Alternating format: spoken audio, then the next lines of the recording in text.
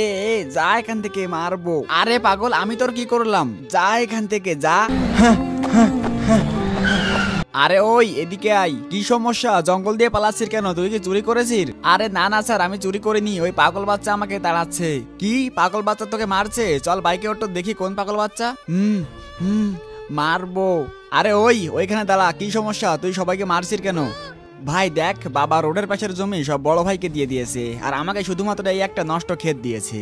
ওই দেখ ওইখানে একটা টিউবওয়েল, বড় ভাই প্রতিদিন ওইখানে পানি পান করতে আসে। আজকে আমি কিছু একটা করব। কিন্তু ভাই কি করবি তুই? কি করে দেখ, তুই শুধু আমার সাথে চল। আরে ভাই, এটা ওর ভিতরে কি ঢুকাচ্ছিস? এর ভিতরে বিষ মিশিয়ে দিলাম, বড় ভাই এই পানি খাওয়ার সাথেই মরে যাবে। হ্যাঁ, আর এরপরেই সব সম্পত্তি আমাদের হয়ে যাবে। কি ছোট, ওই লোকগুলো কোন দিকে গিয়েছে?